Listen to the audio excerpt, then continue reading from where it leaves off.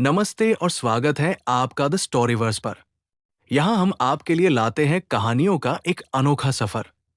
शुरू करने से पहले एक छोटी सी जानकारी। इस चैनल पर सुनाई जाने वाली सभी कहानियां केवल मनोरंजन के लिए हैं। अगर आपको कहानियां सुनना पसंद है तो इस वीडियो को लाइक करें और हमारे परिवार का हिस्सा बनने के लिए चैनल को सब्सक्राइब जरूर करें। ठीक है, सब लोग, अब और मत देखो, चलो हम सब अपने अपने रास्ते चलते हैं। उत्तर पश्चिमी सेना के जो लोग मेरा अनुसरण करना चाहते हैं वे तुरंत चले जाएं। उत्तर पश्चिम से चेतन ने ईशान की दूर जाती हुई आकृति को देखा। उसकी आंखों में युद्ध का इरादा और लालसा भरी हुई थी। वो इस व्यक्ति से लड़ना चाहता था, लेकिन वो जानता था कि वो उसका मुकाबला नहीं कर सकता। इसलिए वो अपनी ताकत बढ़ाने के लिए तारा क्रिस्टल खोजने के लिए स्टार फ्रूट ट्री में प्रवेश करने के लिए उत्सुक था। देरसवेर वो भी ऐसा ही एक शक्तिशाली मार्शल आर्टिस्ट बन जाएगा। चेतन के जाने के बाद सुभाष और उत्तर पश्चिम के अन्य सभी लोग उसके पीछे पीछे चले गए। इन 80 लोगों में से 10 से अधिक लोग उत्तर पश्चिमी सेना से थे, इसलिए उनमें से एक छोटा हिस्सा तुरंत चला गया। उत्तर पश्चिम के लोगों के चले जाने के बाद मीना भी उठी और चली गई, लेकिन उसने एक अलग शाखा पकड़ ली। यहां की मुख्य शाखाएं अविश्वसनीय रूप से चौड़ी थी, यहां तक कि नदियों से भी अधिक चौड़ी, और उनके चारों ओर फैली अनगिनत छोटी शाखाएं भी 100 मीटर या उससे अधिक चौड़ी थी। विशाल पत्तों ने आकाश को ढक लिया था, जिनमें से सबसे छोटा पत्ता एक इमारत के फर्श के नक्शे जैसा था, जो पेड़ के ऊपर पूरी तरह से एक देश का रूप धारण कर रहा था। मीना राजधानी से सभी मार्शल आर्टिस्टों को अपने साथ नहीं ले गई। केवल 4 या 5 महिला मार्शल आर्टिस्ट ही उसके पीछे गई। तुषार ने मीना को जाते हुए देखा और ऐसा लगा जैसे वो उसके पीछे जाना चाहता हो, लेकिन मीना ने उसे आमंत्रित नहीं किया था, इसलिए उसे थोड़ा अजीब लगा। जब दक्षिण और मैजिक सिटी के कुछ लोग भी चले गए, तब जाकर वो उठा और मीना की ही दिशा में अकेले ही चला गया। आइस सिटी के कई मार्शल आर्टिस्ट भी पेड़ के भीतर गहराई तक गए। किंग शाह ने लक्ष्य की ओर एक नजर डाली, कुछ और नहीं कहा और वहां से चला गया। हातिम और भूमि ने एक साथ यात्रा की। लक्ष्य ने मां मिंगक सिंह को मैजिक सिटी के 2 मार्शल आर्टिस्टों के बाद इंटरमीडिएट जनरल ग्रुप में प्रवेश करते हुए भी देखा। यहां तक कि लक्ष्य के रूममेट संटाई, जो तियानफू के एक शांत स्वभाव के मार्शल आर्टिस्ट थे, भी मध्यवर्ती समूह में थे और उन्होंने अकेले ही जाने का विकल्प चुना। दरअसल अधिकांश मार्शल आर्टिस्ट अकेले ही काम करते थे। आखिरकार उत्तर पश्चिमी सेना की तरह एकजुट और अनुशासित मार्शल आर्टिस्ट बहुत कम थे और मुठभेड़ होने पर स्टार क्रिस्टल वितरित करना मुश्किल था, इसलिए अकेले कार्य करना अधिक सुविधाजनक था। भीड़ कम होती गई और मार्शल आर्टिस्ट अपनी सहज प्रवृत्ति से निर्देशित होकर सभी दिशाओं में पेड़ के भीतर गहराई तक चले गए और जल्दी से गायब हो गए। अंत में लक्ष्य के बगल में केवल नीरज ही बची थी। नीरज ने आकाश की ओर देखा और लक्ष्य से कहा, आइडल, बहुत देर हो रही है, हम कहाँ जा रहे हैं? लक्ष्य ने उसकी ओर देखा और पूछा, क्या तुम अकेले ही अभिनय नहीं करने वाले हो? नीरज ने हंसते हुए कहा, नहीं, मैं वही जाऊंगी जहां आइडल जाएगा। लक्ष्य अवाक रह गई और कुछ देर सोचने के बाद बोली, तो क्या तुम्हारी अपनी कोई योजना नहीं है? बेशक, अगर ये मेरी योजना के अनुसार होता तो हम आसपास किसी पेड़ का खोखला हिस्सा या ऐसी ही कोई जगह ढूंढ लेते, गहराई में नहीं जाते, बारबेक्यू बनाते और यहीं पीते। मैं बहुत सारा खाना लाया था। हम पेड़ के अंदर गहराई में नहीं जा रहे हैं, यहां बारबेक्यू और शराब पीना क्यों? लक्ष्य ने हैरानी से पूछा। नीरज ने आत्मविश्वास से कहा, आइडल, आपने किताब को ध्यान से नहीं पढ़ा है। रात के समय पेड़ के गहरे हिस्सों में उत्परिवर्तित जुगनू दिखाई देते हैं। अगर हमारा उनसे सामना हुआ तो ये बहुत भयानक होगा। यहां आराम करना बेहतर रहेगा, आपको नहीं लगता? लक्ष्य ने अपना माथा पीटते हुए कहा, बेवकूफ, ये सच है कि रात में उत्परिवर्तित जुगनू दिखाई देते हैं, लेकिन अगर हम यहां आग जलाते हैं तो क्या तुम्हें इस बात का डर नहीं है कि उत्परिवर्तित मच्छरों का एक बड़ा झुंड हमें चूसकर हमारा खून चूस लेगा? नीरज तुरंत अवाक रह गई। तो फिर हमें क्या करना चाहिए? हम और क्या कर सकते हैं? चलो पेड़ के और अंदर चलते हैं। हमें अंततः अंदर जाना ही होगा। हम इसे हमेशा के लिए टाल नहीं सकते, इसलिए बेहतर है कि हम पहले से ही अनुकूलन कर लें। लक्ष्य आगे आगे चल रही थी और नीरज उसके ठीक पीछे पीछे चल रही थी। वे दोनों झटपट पेड़ों के बीच गायब हो गए। मुकुट क्षेत्र में प्रवेश करते ही उन्हें एहसास हुआ कि ये वास्तव में अपने आप में एक अलग ही दुनिया है। प्रत्येक शाखा लहरदार थी और पैदल चलने वालों की तो बात ही छोड़िए, समतल क्षेत्रों पर कारें भी बिना किसी समस्या के साथ साथ चल सकती थी। विशाल पत्ते बादलों की तरह हर जगह फैले हुए थे और इन पेड़ों के बीच गहराई में चलने से ऐसा भ्रम होता था मानो कोई व्यक्ति सिर्फ एक चींटी हो। एक चींटी भी नहीं, बल्कि सिर्फ एक जीवाणु, एक सूक्ष्म जीव। अंदर की रोशनी कम थी और उन दोनों को धीरे धीरे उस चमक के अनुकूल होने में कुछ समय लगा। दिन के समय भी अंदर शाम जैसा माहौल रहता था। अब तो सचमुच शाम हो चुकी है। दोनों एक खड़ी शाखा पर चढ़ गए और नीरज ने लक्ष्य को पुकारते हुए कहा, देवी, देखो मुझे क्या मिला। लक्ष्य चलकर पास गई और उसने एक मुरझाया हुआ विशाल फूल देखा जिसकी पंखुड़ियां झुकी हुई थी और उसके विशाल स्त्री केसर में रस नहीं था। दोनों मुरझाई हुई पंखुड़ियों पर कूद पड़े और नीरज ने केंद्र में मौजूद स्त्री केसर की ओर इशारा करते हुए कहा, यहां एक तारा क्रिस्टल जरूर उगा होगा, लेकिन उसे पहले ही तोड़ लिया गया है। लक्ष्य ने पहले कभी ऐसी चीज नहीं देखी थी और कुछ देर तक उसका अवलोकन करने के बाद उसने सिर हिलाया। उत्पादन मैनुअल के अनुसार इस फूल के आकार और आकृति के आधार पर इस पर मौजूद तारा क्रिस्टल तारकीय कोर के पहले चरण का होना चाहिए था। इसे लगभग 2 हफ्ते पहले चुना गया था, निश्चित रूप से हमारे समूह के लोगों द्वारा नहीं। नीरज ने कुछ नाराजगी से कहा, अगर इसे किसी पुराने छात्र ने चुना है तो वो कम से कम एक मध्यवर्ती जनरल होना चाहिए और अधिक संभावना है कि वो एक उच्च स्तरीय जनरल होगा। स्टेलर कोर स्टेज के स्टार क्रिस्टल का उन पर कितना प्रभाव पड़ सकता है? क्या उन्हें सचमुच इसे चुनने की जरूरत थी? हम जैसे कनिष्ठ जनरलों को इससे क्या सीखना चाहिए? लक्ष्य ने एक पल सोचा। स्टेलर कोर चरण के तारा क्रिस्टल अब मध्यवर्ती और उच्च स्तरीय जनरलों पर बहुत अधिक प्रभाव नहीं डालते हैं, लेकिन फिर भी उनका कुछ प्रभाव होता है। थोड़ी थोड़ी मात्रा में धन जमा करना भी उपयोगी हो सकता है। ये व्यक्ति शायद उच्च स्तरीय क्षेत्रों में संघर्ष कर रहा था, इसीलिए वो इन निम्न स्तरीय तारकीय कोर को इकट्ठा करने आया था। हमें यात्रा करते समय सावधानी बरतनी चाहिए और अन्य लोगों से मिलने से बचने की कोशिश करनी चाहिए। नीरज ने सिर हिलाते हुए कहा, चिंता मत करो, मुझे पता है मैं क्या कर रही हूं। ये समय के बारे में है। अब अंधेरा हो गया है और दृश्यता बहुत कम है। रात में पेड़ और भी खतरनाक हो जाते हैं, इसलिए हम आज रात यही आराम करेंगे। लक्ष्य ने स्त्री केसर की ओर इशारा किया। यही रुकना है? नीरज एक पल के लिए स्तब्ध रह गई। ये सही है, परागकोश सूख गया है, इसलिए कोई उत्परिवर्तित मधुमक्खियां या अन्य कीड़े नहीं आएंगे और हमारे पास वे विशाल पंखुड़ियां कंबल की तरह हैं। चलिए अच्छी नींद लेते हैं। हे, अच्छा विचार है। हम आज रात यहां फूलों की परियों की तरह आराम करेंगे। कितना सुंदर और मनमोहक दृश्य है। फूलों की परियों शब्द को सुनकर दुनियादारी समझने वाली लक्ष्य को भी थोड़ी घृणा महसूस हुई। उसने नीरज के गोलमटोल शरीर पर एक नजर डाली और किसी तरह वो उसे एक मक्खी की तरह अधिक प्रतीत हुआ।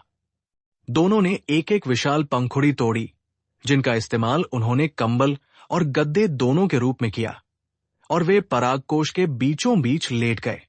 नीरज कुछ देर तक उत्साहित रहा, लेकिन जैसे जैसे रात गहरी होती गई उसे धीरे धीरे नींद आ गई। लेकिन लक्ष्य को नींद नहीं आ रही थी।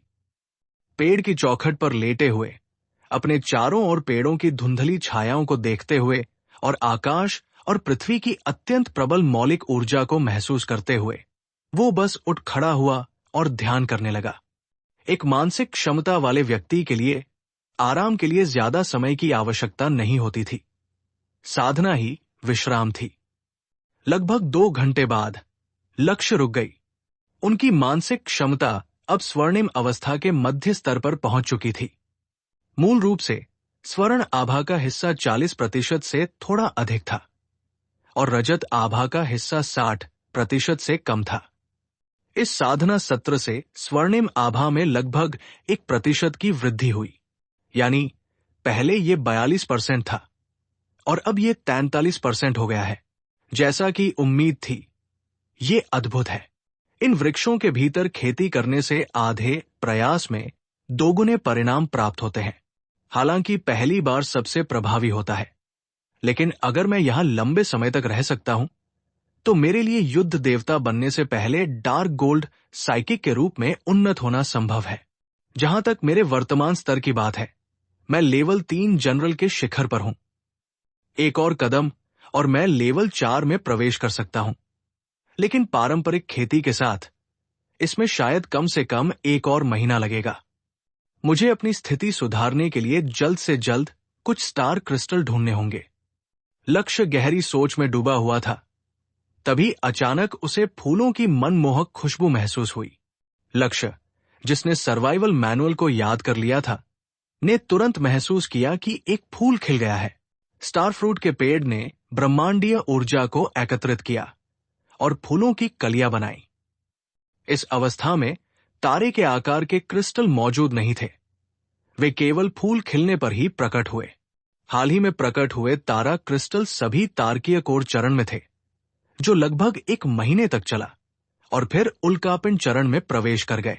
उल्कापिंड अवस्था में 3 और महीनों के बाद ये धूमकेतु अवस्था में प्रवेश करेगा। धूमकेतु अवस्था 6 महीने तक चलती है और फिर ये उपग्रह अवस्था में प्रवेश कर जाती है। सैटेलाइट चरण 1 वर्ष तक चला, जिसके बाद प्लैनेट चरण में प्रवेश हुआ, जो 3 वर्ष तक चला और फिर स्टार चरण में प्रवेश हुआ। स्टार स्टेज को पूरी तरह से विकसित होने में 10 साल लगे। यदि 10वें वर्ष में इसे कोई नहीं चुनता तो ये धीरे धीरे क्षय हो जाएगा। 11वें वर्ष में श्वेत बौने तारे की अवस्था में प्रवेश करेगा। इसकी ऊर्जा धीरे धीरे कम होती जाएगी और अंत में एक सुपरनोवा के रूप में गायब हो जाएगा। इस प्रक्रिया में केवल आधा महीना लगा। यद्यपि नवविकसित स्टेलर कोर चरण के तारा क्रिस्टल की ऊर्जा बहुत अधिक नहीं थी, फिर भी ये एक तारा क्रिस्टल था और इसे अवशोषित करना डांटियन क्यूई के लिए बहुत लाभकारी था। इसके अलावा अब कई मार्शल आर्टिस्ट उस वृक्ष में प्रवेश कर चुके थे और हर नए जन्मे स्टार क्रिस्टल को चुन लिया जाता था। इसलिए लक्ष्य इसे खोना नहीं चाहता था। लक्ष्य ने नीरज को कोहनी मारी। नीरज, ऐसा लगता है कि एक तारा क्रिस्टल प्रकट हुआ है, लेकिन मोटा आदमी नीरज गरज की तरह खर्राटे ले रहा था। लक्ष्य ने उसे कई बार धक्का दिया, लेकिन वो जाग नहीं पाया, इसलिए उसने उसे वही छोड़ देने का फैसला किया। ये तो बस एक नवजात स्टेलर कोर चरण का तारा क्रिस्टल था, इसलिए अगर नीरज को नहीं बुलाया गया तो कोई फर्क नहीं पड़ता था। लक्ष्य ने पंखुड़ी को अपने पैर पर उठाया, पराग कोश से बाहर छलांग लगाई और शाखा से नीचे की ओर दौड़ गया। अंधेरी रात में जंगल में दृश्यता बहुत कम थी। खासकर विशाल पत्तियों के कारण दृश्य अवरुद्ध था। लक्ष्य केवल फूलों की सुगंध की दिशा का अनुसरण कर सकती थी। कई सौ मीटर चलने और अपने रास्ते में आ रही एक विशाल पत्ती को हटाने के बाद लक्ष्य को आखिरकार अपना लक्ष्य मिल गया। 30 मीटर आगे एक विशाल फूल अभी अभी खिला था। अंधेरे में एक चमकदार तारा क्रिस्टल स्त्री केसर के ऊपर तैर रहा था।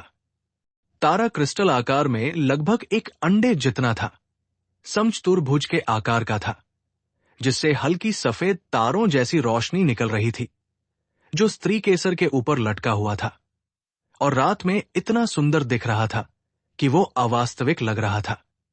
कितना सुंदर तारा क्रिस्टल है। लक्ष्य ने अपनी सांस रोक ली और धीरे धीरे तारा क्रिस्टल की ओर चलने लगा। फूल के बगल में एक छोटी सी शाखा फैली हुई थी। हालांकि छोटी कहना सापेक्षिक होगा, क्योंकि यहां तक कि सबसे पतली शाखा का व्यास भी 20 सेंटीमीटर था, जो किसी व्यक्ति के लिए एक बड़ी पेड़ की शाखा के बराबर था। लक्ष्य शाखा पर कूद गई और पंखुड़ियों के ऊपर आ गई। अपना सिर झुकाकर ध्यानपूर्वक अवलोकन करते हुए लक्ष्य ने तारा क्रिस्टल की सुंदरता को और भी अधिक गहराई से महसूस किया। षटकोणीय समचतुर्भुज आकृति हीरे की तरह चमक रही थी और तारों की रोशनी असली तारों की रोशनी की तरह कोमल थी। एक पूरी तरह से ऊर्जावान क्रिस्टल।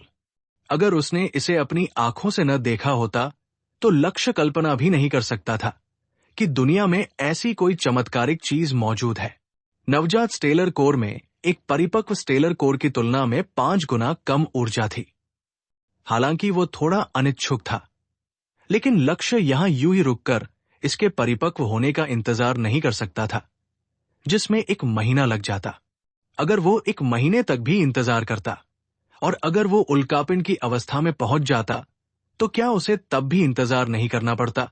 लक्ष्य ने अपना हाथ आगे बढ़ाया और स्टेलर कोर चरण के इस तारा क्रिस्टल को उठाने का इरादा किया। ये वस्तु पिस्टल पर लटकी हुई थी, जिससे उसका कोई रहस्यमय संबंध था। उसे बस हाथ बढ़ाकर इसे लेना था। लेकिन जैसे ही लक्ष्य ने अपना हाथ बढ़ाया, अचानक ऊपर से एक काली छाया ने हमला कर दिया। लक्ष्य को अपने सिर के ऊपर एक खतरनाक हवा का आभास हुआ और उसने तुरंत प्रतिक्रिया दी। चमकीला चांदी का भाला पल भर में उसके हाथ में प्रकट हो गया और उसके सिर के ऊपर भालों का एक पर्दा खड़ा हो गया। भयंकर टक्कर के बाद काली छाया पीछे हट गई, लेकिन अपने पीछे चक्करदार धूल का बादल छोड़ गई। लक्ष्य ने अपने हाथ में चमकदार चांदी के भाले को हिलाया और उसे पवन चक्की की तरह घुमाया। शक्तिशाली घूर्णन बल से सारी धूल उड़ गई, जिससे उसे उस चीज को देखने का समय मिल गया जिसने उस पर हमला किया था। वो जीव इस समय पास की एक शाखा पर खड़ा था। उसके 2 पंख 5 मीटर से भी अधिक ऊंचे थे। पंखों पर विशाल संयुक्त नेत्र संरचनाएं थी। माथे पर एंटीना थे, क्रिस्टलीय आंखें थी और शरीर पतला था। वास्तव में वह एक विशालकाय उत्परिवर्तित पतंगा था। पतंगे निशाचर जीव होते हैं। उत्परिवर्तन के बाद भी वे सहज रूप से प्रकाश का पीछा करते हैं। इसीलिए कहावत है, पतंगा आग की ओर उड़ता है। ये जीव यहां तारा क्रिस्टल से आकर्षित होकर प्रकट हुआ, लेकिन इसके बजाय लक्ष्य से टकरा गया और सहज रूप से उस पर हमला करना चाहता था। लक्ष्य ने धीरे से अपने पैर हिलाए, अपने लंबे भाले को घुमाया और उस प्राणी को सतर्कता से देखता रहा। हालांकि पिछले जन्म में उन्हें युद्ध का व्यापक अनुभव था, लेकिन उन्होंने कभी किसी उत्परिवर्तित कीट से लड़ाई नहीं की थी, क्योंकि ऐसे जीव केवल तारा फल के पेड़ के अंदर ही मौजूद होते थे। हालांकि कीट में उत्परिवर्तन हो गया था और वो विशालकाय हो गया था, लेकिन उसकी मस्तिष्क क्षमता से ये स्पष्ट था कि उसमें उच्च बुद्धि नहीं होगी। पहले हमले में असफल होने के बाद उत्परिवर्तित पतंगे को ये शिकार विशेष रूप से चालाक नहीं लगा। उसने अपने पंख 2 बार फड़फड़ाए, धूल का बादल उड़ाया और फुफकारने की आवाज निकालते हुए लक्ष्य पर फिर से जोरदार हमला किया। लक्ष्य को अभी भी हल्का चक्कर आ रहा था। पतंगे पर जमी धूल का उस पर दुर्बल करने वाला प्रभाव प्रतीत हो रहा था। सौभाग्य से उसने अपने लंबे भाले से उसे उड़ा दिया था, अन्यथा उसे लगता है कि वो अब तक बेहोश हो चुका होता। पतंगे को दोबारा हमला करते देख लक्ष्य ने तुरंत अपनी सांस रोक ली। पेड़ के तने से लात मारकर ऊपर उछला और बिजली की तरह चमकदार चांदी के भाले से वार किया। मूसलाधार बारिश। इस क्षण असंख्य बिजली के आयन फूट पड़े। लक्ष्य का लंबा भाला अविश्वसनीय गति से आगे बढ़ा। मूसलाधार भाले की रोशनी की एक चमक चारों ओर फैल गई। विशाल पतंगे की गति तेज नहीं थी। उसके लिए लक्ष्य के और मूसलाधार रोशनी से बचना असंभव था। उसके दोनों पंख फट गए, जिससे वो उड़ने में असमर्थ हो गया और वो नीचे की ओर चक्कर लगाते हुए गिरने लगा।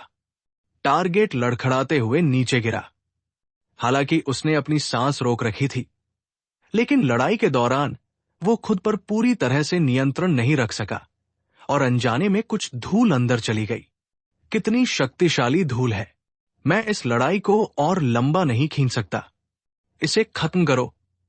लक्ष्य तेजी से आगे बढ़ा और अभी भी पंख फड़फड़ा रहे पतंगे के सामने आकर रुक गया। उसने अपना लंबा भाला एक तरफ रख दिया और उसकी कमर पर मौजूद पिघली हुई धातु एक लंबी तलवार में बदल गई। एक झटके में उसने पतंगे का बड़ा सिर काट डाला। आंतरिक अंगों के साथ हल्का हरा तरल पदार्थ बन निकला, जिससे दुर्गंध फैल रही थी। लक्ष्य ने इस पर ध्यान नहीं दिया और अपनी लंबी तलवार को उसके मस्तिष्क में घुसा दिया, जिससे एक धूसर क्रिस्टल प्रकट हुआ। इस उत्परिवर्तित कीट का क्रिस्टल उत्परिवर्तित जीव के क्रिस्टल के समान है। दोनों ही उनके उत्परिवर्तन का ऊर्जा स्रोत है। हालांकि ये अभी उपयोगी नहीं है, लेकिन इन्हें एकत्र करके विज्ञान और प्रौद्योगिकी मंत्रालय को बेचना एक बड़ी दौलत है। लक्ष्य विज्ञान और प्रौद्योगिकी मंत्रालय का सदस्य था, इसलिए उसने एक बार विज्ञान और प्रौद्योगिकी मंत्रालय की वेबसाइट पर एक धूसर रंग का क्रिस्टल देखा था। उस समय उसे ये समझ नहीं आया था कि ये क्या है, लेकिन अब उसे याद आ गया। ये उत्परिवर्तित कीट क्रिस्टल था। उत्परिवर्तित कीटों की संख्या उत्परिवर्तित जीवों की तुलना में बहुत कम है, इसलिए केवल दिव्य जनरल प्रशिक्षण शिविर में रहने वालों को ही इन्हें प्राप्त करने का अवसर मिलता है। आतर, इस वस्तु की कीमत उत्परिवर्तित जीव क्रिस्टल की कीमत से दोगुनी से भी अधिक है। लक्ष्य ने इन्हें इकट्ठा करने की योजना बहुत पहले से बना रखी थी। क्रिस्टल को हाथ में पकड़े हुए लक्ष्य ने पहले उसे अपनी नाक के नीचे रखा और गहरी सांस ली। उसे ताजगी का एहसास हुआ और उसके सिर में महसूस हो रही सुस्ती गायब हो गई। जैसा कि उम्मीद थी, उत्परिवर्तित कीट के प्रभावों को बेअसर करने का सबसे अच्छा तरीका उसी के क्रिस्टल का उपयोग करना है। यह सचमुच घंटी बांधने वाला ही उसे खोल सकता है वाली कहावत का उदाहरण है। शांत मन से लक्ष्य ने मृत उत्परिवर्तित पतंगे को नजरअंदाज कर दिया और स्टार कोर क्रिस्टल को तोड़ने के लिए फ्लावर बड में लौटने की तैयारी की। लेकिन जैसे ही वो आगे बढ़ा, उसने फ्लावर बड पर किसी को देखा। ये व्यक्ति अभी अभी आया था और तारे के मूल क्रिस्टल को तोड़ने के लिए हाथ बढ़ा रहा था। लक्ष्य गुस्से से भड़क उठा और तुरंत चिल्लाते हुए बोला, रुको, ये मेरा है। वो व्यक्ति मुड़ा। लक्ष्य ने तारा कोर क्रिस्टल के प्रकाश का उपयोग करके उसका चेहरा स्पष्ट रूप से देखा। ये व्यक्ति एक मध्यवर्ती युद्ध जनरल था, जो परिचित लग रहा था। स्पष्ट रूप से उन 80 युद्ध जनरलों में से एक था, जो इस बार वृक्ष में प्रवेश कर रहे थे। काफी सोच विचार करने के बाद ऐसा प्रतीत हुआ कि वो मध्यवर्ती युद्ध जनरल समूह में 7वें स्थान पर रहने वाला मार्शल आर्टिस्ट था, जिसका नाम अरुण था। अरुण भी लक्ष्य को देखकर दंग रह गया, लेकिन उसने तुरंत तारा कोर क्रिस्टल को अपने हाथ में उठाया और लक्ष्य से कहा, लक्ष्य, ये मत सोचो कि तुम प्राथमिक समूह में पहले स्थान पर हो तो तुम जो चाहो कर सकते हो। हम मध्यवर्ती युद्ध सेनापति तुम्हें ये सम्मान नहीं देंगे। तारा क्रिस्टल पहले आओ, पहले पांव के आधार पर मिलते हैं। तुम इसे अपना क्यों बताते हो? एक बार जब तारे का मूल क्रिस्टल निकाल लिया जाता है, तो यदि 10 मिनट के भीतर अवशोषित नहीं किया जाता है, तो वो विलीन हो जाता है। लक्ष्य ने देखा कि वो वस्तु पहले से ही उस व्यक्ति के हाथों में थी। उसने गहरी सांस ली और जैसे ही वो कदम दर कदम आगे बढ़ा, चमकदार चांदी का भाला उसके हाथ में फिर से प्रकट हो गया। मुझे ये ताराकण क्रिस्टल मिला, लेकिन इसे तोड़ने से पहले ही मेरा सामना एक उत्परिवर्तित पतंगे से हो गया। पतंगे को मारने के तुरंत बाद तुम गिरे हुए आड़ू को उठाने आ गए। क्या तुम्हें सच में लगता है कि लक्ष्य को धमकाना आसान है? ताराकण क्रिस्टल नीचे रख दो और हम शांति से अलग हो जाएंगे, वरना आज तुम्हें यही रहना पड़ेगा। अरुण जोर से हंसा। लक्ष्य, तुम बहुत घमंडी हो। हां, मूल्यांकन के दौरान तुम्हारा प्रदर्शन शानदार था, लेकिन इसका कोई मतलब नहीं है। तुम्हें उच्च अंक केवल इसलिए मिले क्योंकि नैतिकता, साहस और इच्छा शक्ति वाले अनुभागों में तुम्हारे परिणाम बेहतर थे। मैं मानता हूं कि तुम प्राथमिक युद्ध जनरलों में उत्कृष्ट हो, लेकिन मध्यवर्ती समूह में तुम्हारी वास्तविक युद्ध क्षमता औसत दर्जे की है, जो शीर्ष 10 से भी बाहर है। तुम्हें क्या लगता है कि तुम मुझे धमकी दे सकते हो? अरुण की बातों में कुछ सच्चाई थी। एक मार्शल आर्टिस्ट की असली क्षमता का आकलन चौथे चरण में होता है। लक्ष्य को चौथे चरण में पूरे अंक नहीं मिले, हालांकि उसके अंक बहुत अच्छे थे, लेकिन इन मध्यवर्ती युद्ध जनरलों की नजर में उत्परिवर्तित राक्षसों को मारने में लक्ष्य की तकनीक का बहुत बड़ा योगदान था। अगर सिर्फ ताकत के आधार पर देखा जाए तो लक्ष्य को निश्चित रूप से इन विशिष्ट मध्यवर्ती युद्ध जनरलों में शीर्ष स्थान पर नहीं गिना जा सकता। बेशक लक्ष्य ने घेराबंदी की लड़ाई के दौरान गुरुत्वाकर्षण का उपयोग नहीं किया, जो कि एक और कारक है। अरुण ने तारा क्रिस्टल को हाथ में पकड़े हुए और उसका अवलोकन करते हुए कहा, वाह, कितना सुंदर खजाना है। लक्ष्य, अगर तुम समझदार हो तो मुझसे बहस मत करो। अगर तुमने कुछ भी कठिन करने की कोशिश की तो मैं तुम्हें दिखा दूंगा कि एक मध्यम स्तर का युद्ध सेनापति क्या कर सकता है। स्विश! उसके बोलने से पहले ही उसके हाथ में मौजूद तारा क्रिस्टल अचानक अनियंत्रित होकर उड़ गया और सीधे लक्ष्य के हाथ में जा गिरा। ये क्या हो रहा है? अरुण बेहद आश्चर्यचकित था।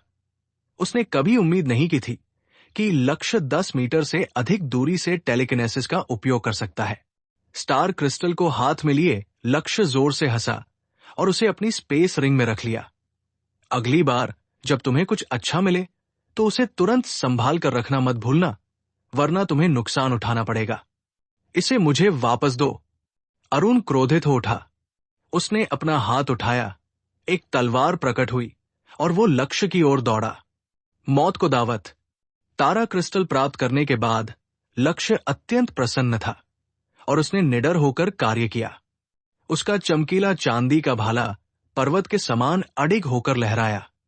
अंधेरी रात में चिंगारियों की एक श्रृंखला बिखर गई।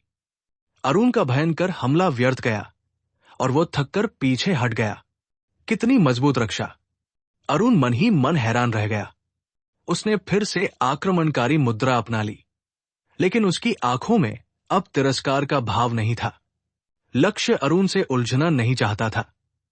प्रतिद्वंदी मध्यवर्ती समूह में 7वें स्थान पर था और उसकी ताकत को कम नहीं आंका जाना चाहिए। हालांकि लक्ष्य को जीत का पूरा भरोसा था, लेकिन कुछ ही चालों में फैसला नहीं हो सकता था। इसके अलावा तारा क्रिस्टल 10 मिनट में गायब हो जाएगा और 3 मिनट बीत चुके थे। अरुण, अपनी किस्मत को ज्यादा मत आजमाओ। अभी निकल जाओ, हम दोनों सुरक्षित रहेंगे। वरना सावधान रहना और देखना कि क्या तुम इस अंधेरी रात में मेरे उड़ते हुए खंजर का सामना कर सकते हो। जैसे ही लक्ष्य ने बोलना शुरू किया, 5 उड़ने वाले खंजर हवा में मंडरा रहे थे। अंधेरे में चुपचाप चक्कर लगा रहे थे, लगभग अदृश्य रूप से। अरुण का चेहरा तुरंत बदल गया। अंधेरे में इस्तेमाल किए जाने पर किसी मानसिक शक्ति वाले व्यक्ति का उड़ता हुआ खंजर वास्तव में बचाव के लिए बहुत कठिन था। उसे सच में इसका सामना करने का भरोसा नहीं था। लेकिन स्टार क्रिस्टल को हासिल करने और फिर छीन लिए जाने की घटना को याद करते हुए वो अब भी हार मानने को तैयार नहीं था। उसने अपने पैर नहीं हिलाए, स्पष्ट रूप से लक्ष्य से अंत तक लड़ने की तैयारी कर रहा था। लक्ष्य का चेहरा गंभीर हो गया। वो वैसे तो किसी से उलझना नहीं चाहता था, लेकिन ये आदमी तो हद ही कर रहा था। ऐसे में लड़ाई तो होनी ही थी। बस अफसोस की बात यह थी कि तारा क्रिस्टल को शायद अवशोषित करने का समय ही नहीं मिलेगा। उसकी ताकत अभी भी अपर्याप्त है। इस समय लक्ष्य को और भी अधिक ताकत की जरूरत महसूस हो रही थी। लेकिन तभी लक्ष्य ने एक विशाल मकड़ी को ऊपर से मकड़ी के रेशम के मोटे धागे के सहारे चुपचाप नीचे सरकते हुए देखा, जो अरुण को निशाना बना रही थी। मकड़ी का आकार एक छोटे घर के बराबर था। उसके नुकीले दांत बाहर निकले हुए थे और वो देखने में बेहद खूंखार लग रही थी। वो पहले से ही अरुण के सिर के ठीक ऊपर थी। हालांकि लक्ष्य का इरादा जानलेवा था, लेकिन वो सचमुच नहीं चाहता था कि उसका कोई साथी प्रशिक्षु इस तरह के स्पाइडर के हाथों मारा जाए। इसलिए उसने चेतावनी दी, अपना सिर बचाकर रखना, एक बड़ा स्पाइडर आ रहा है। अप्रत्याशित रूप से अरुण ने ताना मारा, लक्ष्य, मुझे विचलित करने की कोशिश मत करो। मुझे पता है तुमने मुझे फंसाने के लिए उड़ने वाले खंजर छोड़े हैं। ये चाल पुरानी हो चुकी है। अगर हिम्मत है तो खुलकर मेरे सामने आओ और देखो कि मैं तुमसे डरता हूं या नहीं। आह! अरुण के बोलने से पहले ही स्टील के खंभों जितने मोटे मकड़ी के पैर उस पर जोर से जकड़ गए। नुकीले पंजे उसकी मांसपेशियों में घुस गए और शक्तिशाली न्यूरोटॉक्सिन ने पल भर में उसके दिमाग को नष्ट कर दिया। मकड़ी के पैर तेजी से चले। मकड़ी के रेशम के धागे भांग की रस्सियों की तरह तेजी से अरुण को घेर लिया और उसे चावल के पकौड़े की तरह बांध दिया। अरुण ने हताशा में छटपटाया और संघर्ष किया, लेकिन मकड़ी बहुत तेज थी और न्यूरोटॉक्सिन के आक्रमण के साथ मिलकर उसका प्रतिरोध कमजोर होता चला गया। 20 सेकंड से भी कम समय में अरुण पूरी तरह रेशम की परतों में लिपट गया। उसका चेहरा दर्द से विकृत था, मुंह चौड़ा खुला हुआ था, मानो पारे का इंजेक्शन लगाकर मारे गए किसी शव जैसा लग रहा हो। ऐसा लग रहा था मानो वो कुछ चिल्लाना चाहता हो, लेकिन अब उसके मुंह से कोई आवाज नहीं निकल रही थी। मकड़ी ऊपर की ओर चढ़ गई और अरुण का शरीर घनी पत्तियों के बीच चला गया और गायब हो गया। लक्ष्य ने गहरी सांस ली। कुछ लोग हमेशा अपनी क्षमता से परे चीजों की लालसा रखते हैं। अगर उनकी मृत्यु हो जाती है तो वे किसे दोष देंगे? अरुण की चिंता करने का कोई इरादा न रखते हुए लक्ष्य ने चारों ओर देखा। तेजी से एक पेड़ के तने पर कुछ कदम दौड़ा और फिर वहां एक छिपे हुए गड्ढे में घुस गया। यहां का इलाका छिपा हुआ था, किसी के द्वारा अछूता था। छोटा सा छेद बड़े कीड़ों को भी अंदर आने से रोकता था, जिससे ये लक्ष्य के लिए तारे के मूल क्रिस्टल को अवशोषित करने के प्रयास के लिए एकदम सही जगह बन गया। हाथ उठाते ही स्टार कोर क्रिस्टल को स्पेस रिंग से बाहर निकाल लिया गया, जो रात में एक हल्की चमक बिखेर रहा था। लक्ष्य ने स्टार क्रिस्टल को पेड़ के खोखले तने से बाहर निकाला और जीवन रक्षा पुस्तिका में दिए गए निर्देशों का पालन करते हुए इसे अपने निचले डैंटिन पर रख दिया। जैसे ही उसने अपनी सामान्य साधना के दौरान अपने डैंटिन ची का संचार किया, स्टार क्रिस्टल से प्रकाश की हल्की धाराएं स्वतः ही लक्ष्य के शरीर में रिसने लगी और उसके निचले डैंटिन में प्रवेश करने लगी। लक्ष्य ने राहत की सांस ली। ये अनुभूति सचमुच अद्भुत थी। उसका डैंटिन अविश्वसनीय रूप से गर्म और आरामदायक महसूस हो रहा था और ऊर्जा धाराओं के संचार ने इसे तेजी से मजबूत कर दिया। डैंटिन ची की शक्ति डैंटिन की क्षमता द्वारा निर्धारित होती है। उदाहरण के लिए लक्ष्य की वर्तमान अधिकतम डैंटिन ची क्षमता 900 थी और हाल ही में हुए युद्ध में शायद कुछ दर्जन ऊर्जा खर्च हुई हो, लेकिन ऊर्जा के इस प्रवाह ने न केवल उसके डैंटिन को तुरंत फिर से भर दिया, बल्कि इसकी क्षमता का विस्तार भी शुरू कर दिया।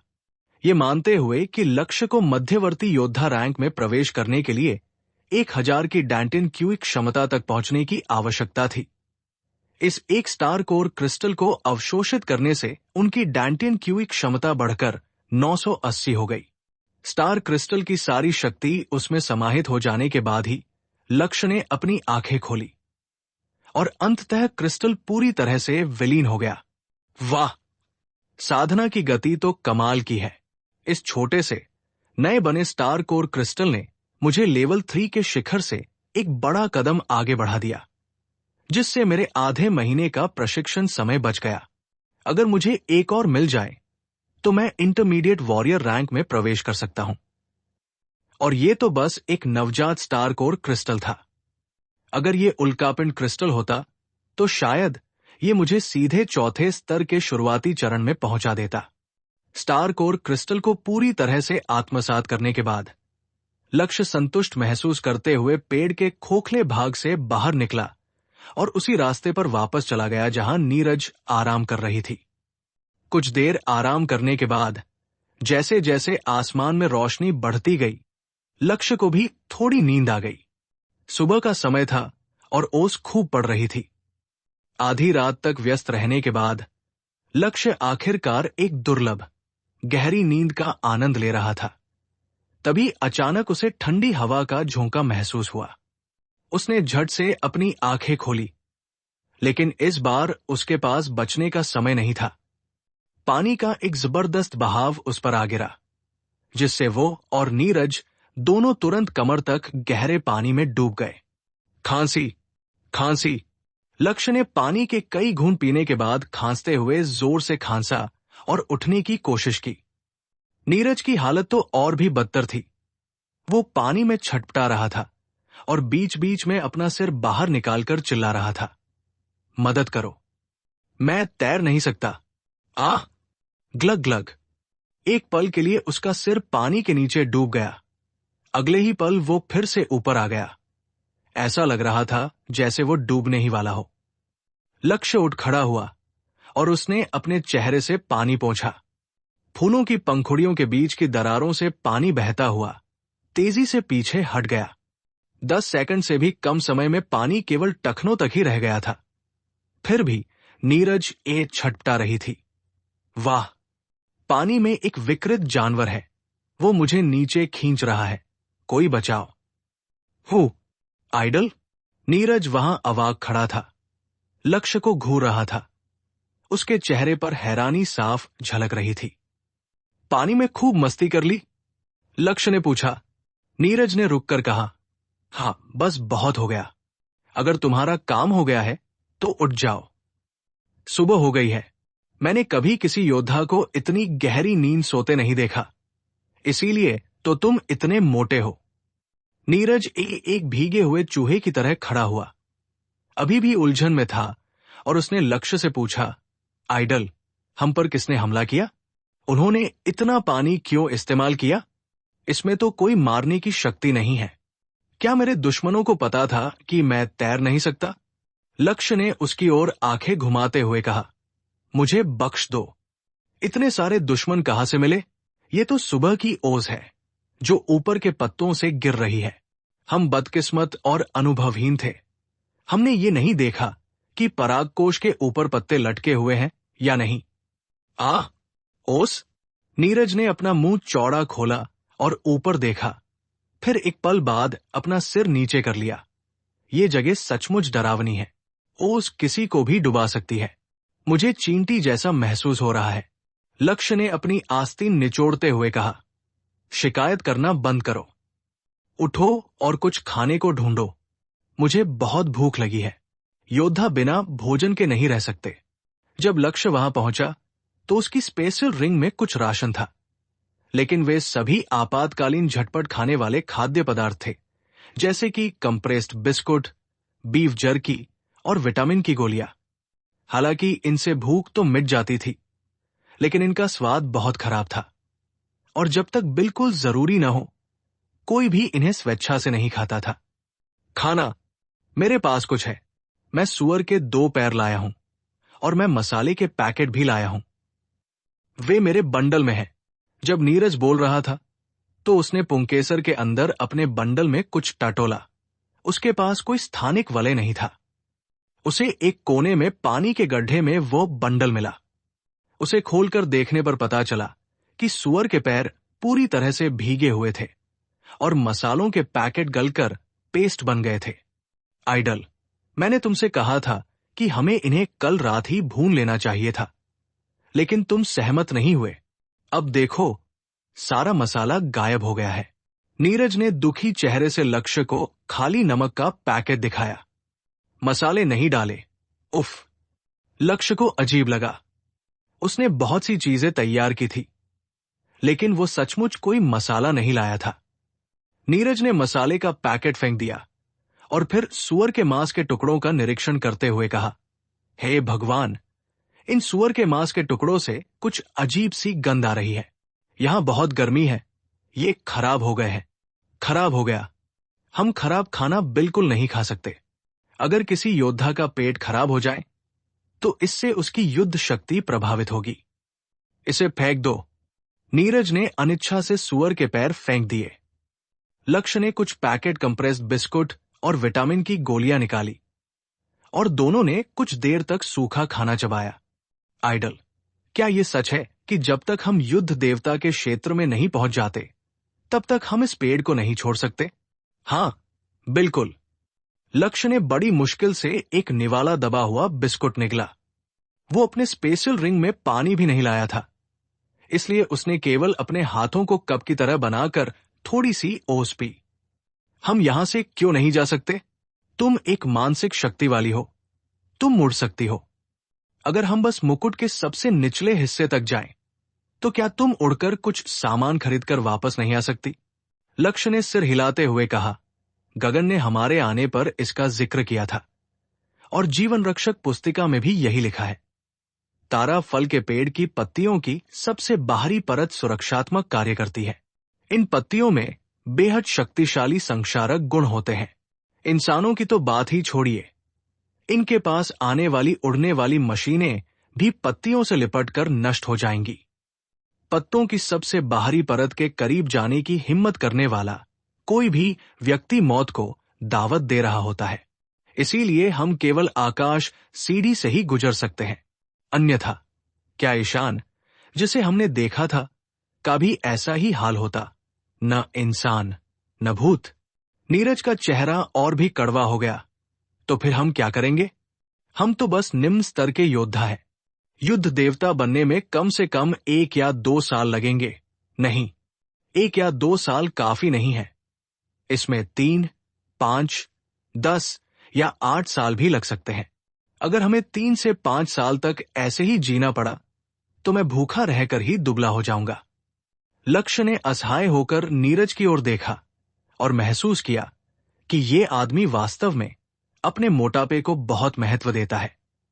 इसीलिए इसका वजन कम न होना कोई आश्चर्य की बात नहीं है।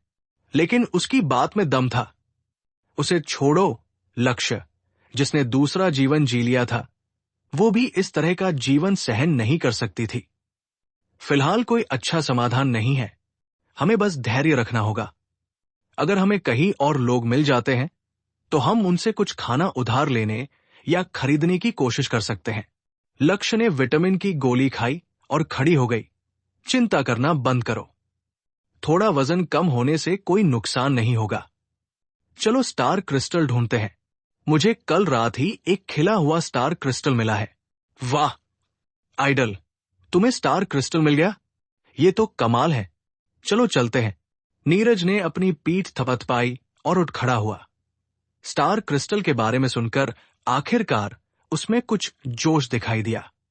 लक्ष्य को वो क्रिस्टल मिलने पर उसे जलन न होना ये दर्शाता है कि वो वास्तव में एक अच्छा साथी है। घनी झाड़ियों के अंदर दिशा का कोई अंदाजा नहीं था। चारों ओर शाखाएं और पत्ते बिखरे हुए थे।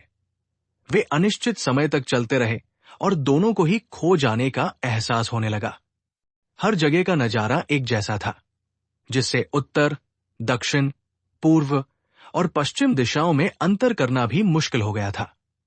अंत में लक्ष्य ने अपना कंपास निकाला, जिसे उसने आने से पहले तैयार रखा था। चलो इस रास्ते से चलते हैं। हमें उन रास्तों पर चलने की कोशिश करनी चाहिए जिनसे ज्यादातर लोग बचते हैं। उन चौड़ी शाखाओं पर पहले से ही काफी लोग चल चुके हैं, जिसका मतलब है कि वहां स्टार क्रिस्टल शायद दुर्लभ है। दोनों छोटे छोटे शाखाओं पर चढ़ने लगे, घनी पत्तियों वाले और दुर्गम क्षेत्रों तक पहुंचने की कोशिश कर रहे थे। कुछ देर चलने के बाद नीरज ने अचानक अपनी नाक सिकोड़ी। हे भगवान, मुझे लगता है कि मुझे फूलों की खुशबू आ रही है। अरे, तुम्हारी नाक इतनी नुकीली है? लक्ष्य आश्चर्यचकित रह गई। है, मुझे बचपन से ही हर तरह का खाना पसंद है, इसलिए मैं गंधों के प्रति बहुत संवेदनशील हूं, खासकर सुगंधों के प्रति। आसपास फूल जरूर होंगे। फूलों का मतलब तारा क्रिस्टल था, क्योंकि क्रिस्टल तोड़ते ही फूल मुरझा जाता। लक्ष्य में जोश भर गया। नीरज के मार्गदर्शन में वे शाखाओं की परतों से गुजरे और कई बाधा डालने वाले पत्तों को हटाते हुए अंततः अपने लक्ष्य तक पहुंच गए। वाह, ये तो स्टार क्रिस्टल है। ये तो बहुत खूबसूरत है। धुंधले जंगल में एक ताजा फूल पूरी तरह से खिला हुआ था और एक सुंदर चमकदार स्टार कोर क्रिस्टल उसके परागकोश के ऊपर तैर रहा था, जिससे एक कोमल तारों की रोशनी निकल रही थी। दोनों दौड़कर वहां पहुंचे। लक्ष्य ने आसपास का सावधानीपूर्वक जायजा लिया, ये सुनिश्चित किया कि वहां कोई विकृत कीड़े या दुश्मन न हो। फिर नीरज से कहा, तुम इसे उठाओ और इसमें समाहित हो जाओ। तुम्हारी शक्ति में वृद्धि हमारी सुरक्षा में वृद्धि है। अप्रत्याशित रूप से नीरज ने अपना सिर हिलाया। आइडल, आपको इसे ले लेना चाहिए। मुझे लगता है कि आप चौथे स्तर के योद्धा बनने के करीब हैं। आपसे अवशोषित करके अपनी शक्ति बढ़ाएं और फिर हम बिना किसी लड़ाई के डर के अधिक स्टार क्रिस्टल एकत्र कर सकेंगे। नहीं, लक्ष्य ने हाथ हिलाया। चूंकि नीरज ने इसे खोज निकाला था, इसलिए वो इसके लिए लड़ना नहीं चाहता था। चूंकि वे साथ यात्रा कर रहे थे, इसलिए सबसे अच्छा तरीका था कि हर व्यक्ति के लिए एक-एक हो। नियम पहले ही तय कर लेने से उन्हें बाद में परेशानी से बचा जा सकेगा। लक्ष्य के आग्रह को देखकर नीरज ने खुशी खुशी स्टार क्रिस्टल स्वीकार कर लिया। 20 मिनट तक उसे ग्रहण करने के बाद नीरज की शक्ति में काफी सुधार हुआ और वो सीधे चौथे स्तर के योद्धा के शुरुआती चरण में पहुंच गया। नीरज पहले से ही तीसरे स्तर के शिखर पर थी और ये तारा क्रिस्टल उल्कापिंड स्तर में प्रवेश करने के करीब था। इसलिए ये स्वाभाविक रूप से लक्ष्य द्वारा खोजे गए क्रिस्टल से बेहतर और अधिक ऊर्जा से भरपूर था। चौथे स्तर पर पहुंचना सामान्य बात थी। नीरज के आगे बढ़ने के साथ ही उसे महसूस हुआ कि उसकी सूंघने की क्षमता और भी अधिक संवेदनशील हो गई है और दोनों ने जंगल के भीतर अपनी खोज जारी रखी। हालांकि इस बार उनकी किस्मत ने उनका साथ नहीं दिया। वे पूरे 3 दिन तक अज्ञात दूरी तय करते हुए चलते रहे, लेकिन उन्हें दूसरा स्टार क्रिस्टल नहीं मिला। उन्हें कोई स्टार क्रिस्टल तो नहीं मिला, लेकिन उनका सामना कई कीड़ों से हुआ। सौभाग्य से लक्ष्य की ताकत काफी अधिक थी और उसकी भागने की क्षमता भी अच्छी थी, इसलिए वे हर मुठभेड़ में बिना किसी बड़ी घटना के बच निकले। तीसरे दिन की सुबह उन दोनों ने बड़ी मुश्किल से थोड़ी मात्रा में सूखा मांस खाया और अपनी खोज यात्रा जारी रखने की तैयारी की। वे अभी ज्यादा दूर नहीं चले थे कि उन्हें आगे एक बड़ी शाखा से आवाजें सुनाई दी। लक्ष्य और नीरज जल्दी से एक बड़े पत्ते के नीचे छिप गए और पत्तियों के बीच की दरारों से झांकने लगे। उन्होंने पहले सोचा कि शायद उनकी मुलाकात अपने बैच के सहपाठियों से हुई होगी, लेकिन उन्हें एहसास हुआ कि वे गलत थे। चौड़ी शाखा पर 4 योद्धा तेजी से दौड़ रहे थे। उनके कपड़े बुरी तरह फटे हुए थे और कुछ ने तो अज्ञात जानवरों की खाल भी पहन रखी थी। ये स्पष्ट था कि वे नए नहीं थे। जल्दी करो, किसी को कई स्टार क्रिस्टल मिले हैं और बहुत से लोग उन्हें पाने के लिए होड़ में लगे हैं। जो भी उन्हें हासिल करेगा वही उन्हें पाएगा। हम 496वें बैच के लोगों को भी इसमें हिस्सा मिलना चाहिए। ये फंसे हुए लोग थे, पत्तों के बीच से झांकते हुए। ये लोग अविश्वसनीय रूप से तेज दौड़ रहे थे। उनमें 2 उच्च स्तरीय सरदार और 2 मध्य स्तरीय सरदार शामिल थे। नीरज की आंखें तुरंत चमक उठीं। आइडल, ऐसा लगता है कि किसी को स्टार क्रिस्टल मिल गए हैं। क्या हमें जाकर देखना चाहिए? लक्ष्य ने बिना किसी झिझक के सिर हिलाया। क्या ये कोई सवाल भी है? बिल्कुल, हमें उनका पीछा करना होगा और इसकी जांच करनी होगी। वे दोनों चुपचाप शाखाओं से नीचे उतर गए और चारों मार्शल आर्टिस्टों के पीछे पीछे चलने लगे। कई शाखाओं को पार करने और लगभग 1 किलोमीटर की यात्रा करने के बाद इलाका अचानक खुल गया। कई बड़ी शाखाओं के मिलन बिंदु पर एक खुला क्षेत्र बन गया था। एक शाखा पर 3 फूल खिले हुए थे और उनके ऊपर 3 तारा क्रिस्टल तैर रहे थे। इनमें से 2 तारा कोर अवस्था में थे, जबकि तीसरा तारा क्रिस्टल पुंकेसर के ऊपर मंडरा रहा था और अपने पीछे एक लंबी पूंछ घसीट रहा था। पुंकेसर के ऊपर तैरता हुआ तारा क्रिस्टल उल्कापिंड अवस्था में एक तारा कोर था। लक्ष्य और नीरज एक ऊंची शाखा पर छिपकर ध्यानपूर्वक अवलोकन कर रहे थे। उन्होंने देखा कि इस खुले मैदान में पहले से ही लोगों के 3 समूह एकत्रित हो चुके थे और हाल ही में आए 4 मार्शल आर्टिस्टों के साथ अब यहाँ 4 समूह एकत्रित हो गए थे। एक समूह विशेष रूप से ध्यान आकर्षित कर रहा था, क्योंकि उसमें लगभग सभी महिलाएं थी। बर्फ जैसे सफेद वस्त्रों में लिपटी नेतृत्व करने वाली महिला की सुंदरता अतुलनीय थी। जंगल में खड़ी वो किसी अप्सरा जैसी लग रही थी। ये महिला मीना थी। मीना के पीछे तुषार आश्चर्यजनक रूप से महिला दस्ते में शामिल थी।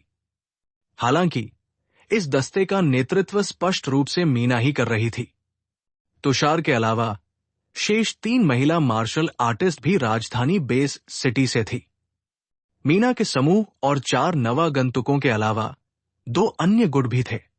एक समूह में 3 लोग थे और दूसरे समूह में केवल 2 लोग थे। वे दोनों व्यक्ति 9वें स्तर के सरदार थे और उनमें से एक ने पहले बात की।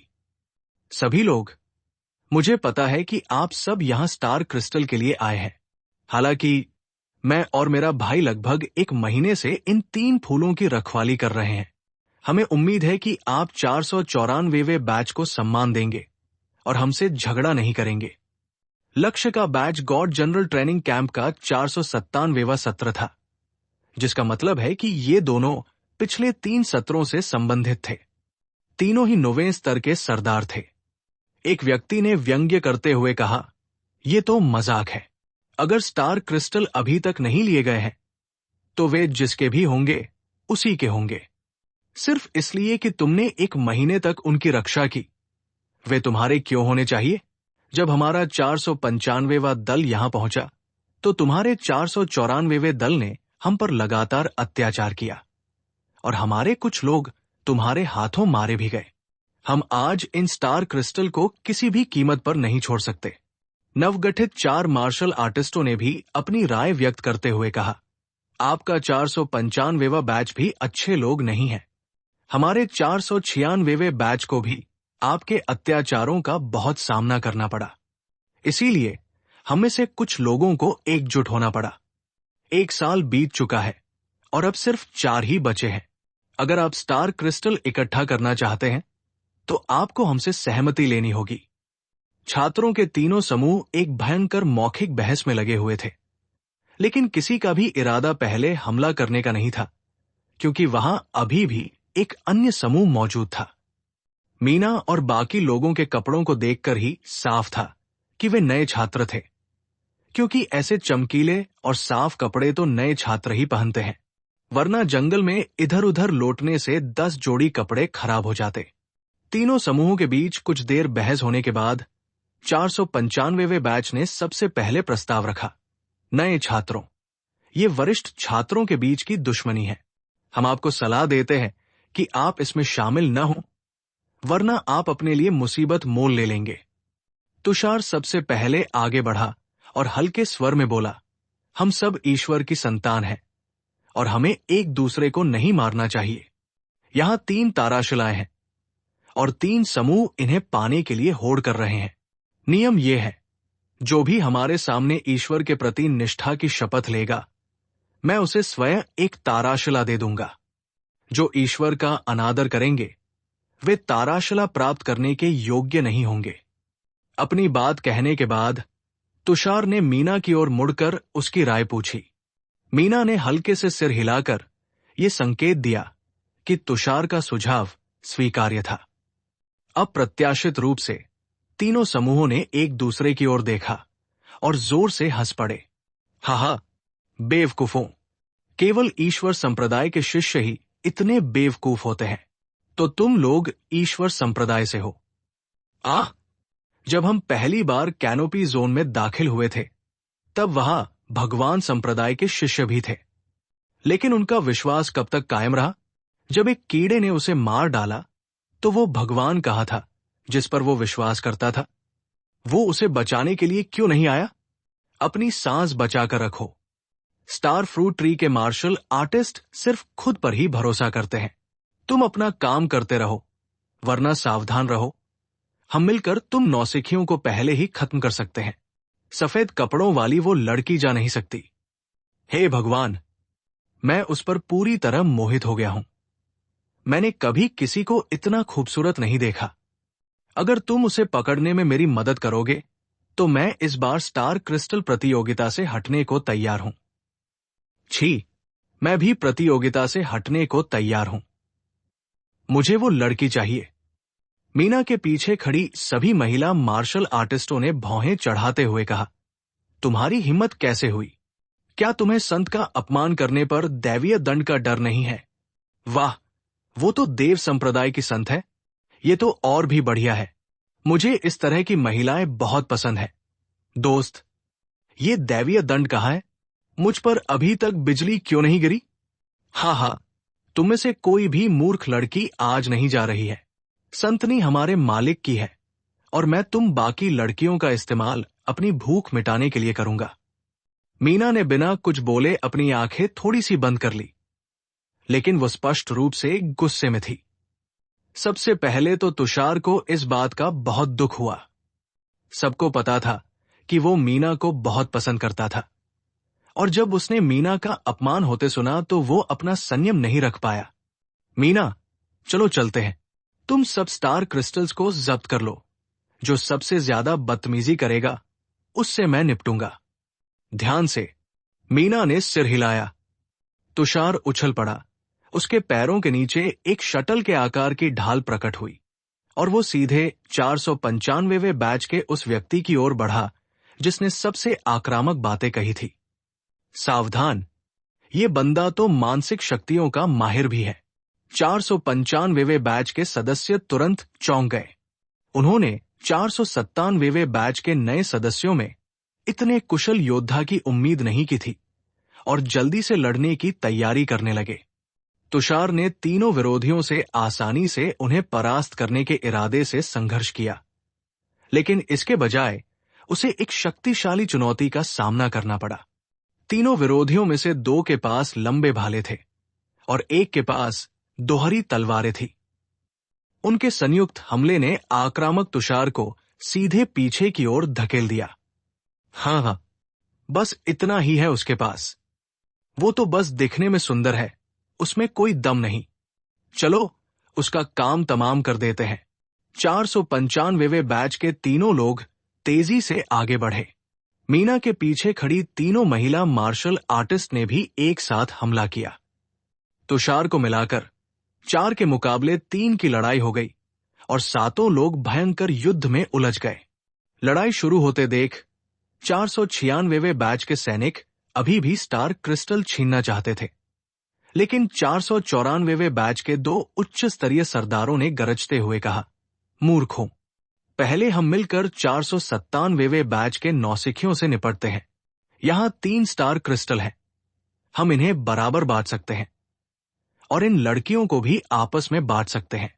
496वें दल ने तुरंत रुककर यह महसूस किया कि यही सबसे अच्छी रणनीति है और वे तुरंत मुड़कर मीना की ओर दौड़ पड़े। 496वें बैच में 4 लोग थे, 2 उच्च स्तरीय सरदार और 2 मध्य स्तरीय सरदार। चूंकि वे मीना के बैच से केवल 1 वर्ष पहले ही स्टार फ्रूट ट्री पर पहुंचे थे, इसलिए उनकी शक्ति में बहुत अधिक अंतर नहीं था।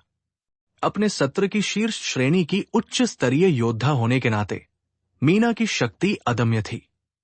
उसने चारों विरोधियों के हमले का निडरता से सामना किया और एक रहस्यमय फुटवर्क पैटर्न का प्रदर्शन किया।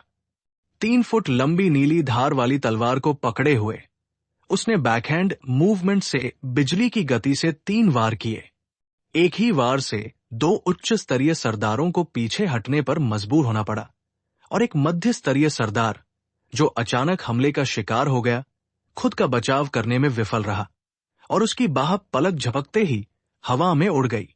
जिस मार्शल आर्टिस्ट ने अपना हाथ खो दिया था, वो चीखते हुए गिर पड़ा। खून तेजी से बह रहा था। यहां कोई चिकित्सा सुविधा न होने के कारण हाथ खोना उसके लिए लगभग अपाहिज होने जैसा था। उसके पास एकमात्र विकल्प था कि वो तुरंत घाव पर पट्टी बांधे ट्री हार्ट लेक की ओर जाए, कोई चबूतरा ढूंढे, फल के पेड़ को वहीं छोड़ दे और एक आम इंसान की तरह जीवन व्यतीत करे। ये लड़की तो बहुत ताकतवर है। 496वें बैच के सदस्य चौंक गए। अब उसे कम आंकने की हिम्मत न करते हुए उन्होंने तुरंत चारों ओर से घेरा बनाकर हमला कर दिया और मीना को काबू में करने के लिए अपने आंदोलनों में तालमेल बिठाया। क्योंकि विरोधी 1 साल पहले ही आ चुके थे, इसलिए उनकी संयुक्त शक्ति असाधारण थी। मीना तुरंत एक भयंकर संघर्ष में उलझ गई। उसके लिए उन्हें तुरंत हराना असंभव था। लेकिन उसी तरह 496वें बैच के लिए भी मीना को तुरंत हराना आसान नहीं था। इसी बीच 494वें बैच के 2 उच्च स्तरीय सरदारों ने ये स्थिति देखकर आश्चर्यजनक रूप से चल रही किसी भी लड़ाई में सहायता करने के बजाय तुरंत 3 स्टार क्रिस्टल की ओर दौड़ पड़े। 495वें और 496वें बैच के सदस्यों को एहसास हुआ कि उनके साथ धोखा हुआ है और वे सब एक साथ जोर से गाली देने लगे। हालांकि लड़ाई में फंसे होने के कारण उनमें से कोई भी खुद को छुड़ा नहीं सका और असहाय होकर अपने विरोधियों को स्टार क्रिस्टल उठाते हुए देखते रहे। जैसे ही वे स्टार क्रिस्टल के पास पहुंचने वाले थे, अचानक 2 फेंकने वाले चाकुओं ने उन पर सीधा हमला कर दिया। चाकू अचानक प्रकट हुए, मानो हमलावर ने बहुत पहले से तैयारी कर रखी हो, और उनका सीधा निशाना दोनों आदमियों के गले पर था। केवल 2 फेंकने वाले चाकू उन्हें जानलेवा रूप से घायल करने के लिए पर्याप्त नहीं थे, लेकिन वे अच्छी तरह जानते थे कि अगर वे चाकुओं से बच निकले तो उन पर हमला करने वाला व्यक्ति उस क्षण का उपयोग स्टार क्रिस्टल छीनने के लिए कर सकता है। ये दोनों उच्च स्तरीय सरदार बेहद शक्तिशाली थे। उन्होंने हवा में ही अपने शरीर को जबरदस्ती मोड़कर चाकुओं से खुद को बचाया और फिर एक साथ स्टार क्रिस्टल की ओर हाथ बढ़ाया। लेकिन फिर कुछ अजीबोगरीब घटना फिर घटी। तीनों स्टार क्रिस्टल अचानक किसी चीज से आकर्षित होते हुए प्रतीत हुए और पलक झपकते ही तेजी से उड़कर पत्तियों के पीछे गायब हो गए। दोनों आदमी काफी तेजी से आगे बढ़े थे, लेकिन वे दोनों मुट्ठी भर हवा ही पकड़ पाए। धिक्कार है, कौन छुपकर काम कर रहा है, उनका पीछा करो। स्टार क्रिस्टल जिस दिशा में गए हैं उसी दिशा में आगे बढ़ो। मुझे विश्वास नहीं हो रहा कि हम उस व्यक्ति को नहीं ढूंढ सकते। जो कोई इतनी छुपकर काम कर रहा है वो बहुत शक्तिशाली नहीं हो सकता। दोनों सरदार स्तर के व्यक्ति तुरंत लाल हो गए और उस दिशा में दौड़ पड़े जहां से तारा क्रिस्टल गायब हो गए थे। हालांकि मीना और जो अन्य लोग अभी भी लड़ रहे थे, वे अब रुक नहीं सकते थे। एक महिला मार्शल आर्टिस्ट पेट में चाकू लगने से गिर पड़ी थी और मीना ने अभी अभी एक और मध्यस्तरीय सरदार को मार गिराया था। दोनों समूह एक अराजक झड़प में उलझे हुए थे। जो भी पहले पीछे हटने की हिम्मत करता उसे निश्चित रूप से विरोधियों द्वारा बेरमी से मार डाला जाता। हालांकि वे सभी उस व्यक्ति के प्रति घृणा से दांत पीस रहे थे जिसने चुपके से स्टार क्रिस्टल चुराए थे, लेकिन उस समय वे कुछ भी करने में असमर्थ थे। तभी दूर पत्तों के पीछे से एक दबी हुई आवाज सुनाई दी, मेरे आदर्श, मेरा इंतजार करो। आज की ये कहानी सुनने के लिए आपका बहुत बहुत वहां मौजूद ज्यादातर लोगों ने इसे नहीं सुना कि आपको ये पसंद आई होगी। ये मीना के कानों तक अगर ये कहानी आपके दिल को छू गई सा एहसास हुआ जैसे उसके साथ शेयर करना पहले कहीं सुना हो। कमेंट में बताएं और आवाज आपको सबसे जानी पहचानी सी कौन सा लगा। हालांकि ऐसे तुरंत याद नहीं आ रहा कहानियों के साथ मिलते हैं अगली वीडियो में, लेकिन ये आवाज निश्चित रूप से उसके ही बैच के किसी छात्र की थी। हालांकि वो बहुत स्वाभिमानी थी। वे इतनी बेताबी से लड़ रहे थे और भले ही वो अन्य मार्शल आर्टिस्टों द्वारा मदद न करने की